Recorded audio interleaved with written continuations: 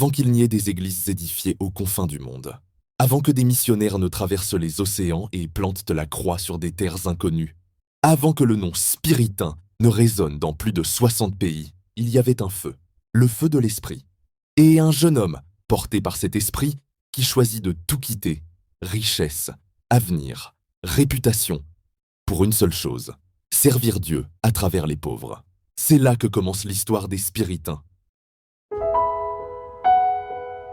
Nous sommes à Paris en 1703. La France vit au rythme des académies, des salons et des privilèges d'une élite bien établie.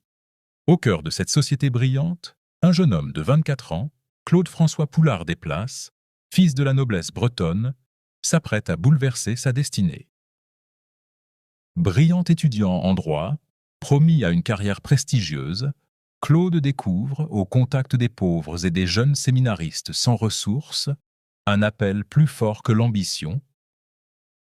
Contre toute attente, il renonce à ses privilèges et fonde une petite communauté, nourrie de prières et de feu intérieur.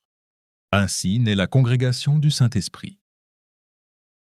Dans une modeste pièce parisienne, sans richesse ni confort, Claude vit désormais entouré de jeunes hommes comme lui, appelés à devenir prêtres, mais freinés par la pauvreté. Ensemble, ils forment une petite communauté, unis par la prière, l'étude, le partage, et surtout par la confiance absolue en l'Esprit Saint. Pas de grands plans, pas de gloire à conquérir, seulement le désir d'être docile à Dieu et d'aller là où l'Église peine à aller. Ils se laissent façonner comme l'argile dans les mains du potier. Et déjà, sans le savoir, ils jettent les bases d'une œuvre missionnaire qui traversera les siècles. La petite communauté de Claude grandit, discrètement, patiemment, comme une graine plantée dans l'ombre. Les premiers spiritains, formés dans la prière et la pauvreté, commencent à être envoyés. Ils prêchent dans les campagnes oubliées de France, instruisent les enfants, visitent les malades, réconfortent les prisonniers. Puis, un jour, l'horizon s'élargit. La mer n'est plus une barrière, mais une route. Les spiritains prennent le large, vers les colonies, les îles, les peuples lointains.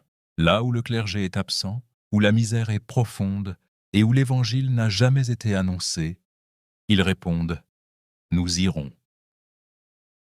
Pendant que les spiritains poursuivent humblement leur œuvre, un autre feu brûle ailleurs en France. Son nom est Francis Libermann.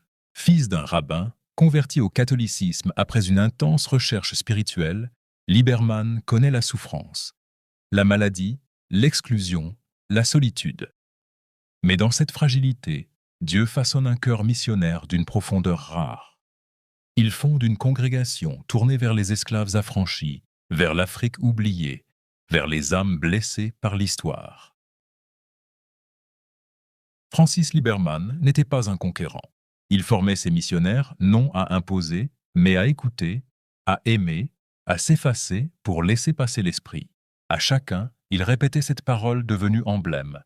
Soyez comme du bois sec entre les mains de l'Esprit Saint. Rien de spectaculaire, juste du bois pauvre, disponible, prêt à s'enflammer. Et c'est ainsi que naît le style spiritain, aller vers les plus pauvres, sans peur des frontières, vivre en frères, s'adapter aux cultures, et surtout, se laisser conduire, non par la force, mais par la douceur de l'esprit. Aujourd'hui, l'histoire écrite dans les rues de Paris se poursuit aux quatre coins du monde. Plus de 2500 spiritains, présents dans plus de 60 pays, forment une même famille missionnaire. Prêtres, frères, laïcs associés, unis dans la prière, la simplicité, la fraternité et l'annonce de l'Évangile. Une seule force, l'Esprit Saint. Alors, qui sont les spiritains? Des missionnaires d'espérance, envoyés là où les autres ne vont pas. Ils ont traversé les siècles, les océans, les douleurs du monde. Les spiritains répondront encore. Nous irons. Merci d'avoir regardé cette vidéo. N'oubliez pas de liker, de partager et de vous abonner à notre chaîne pour ne rien manquer. À très bientôt pour un nouveau chapitre de l'aventure spiritaine.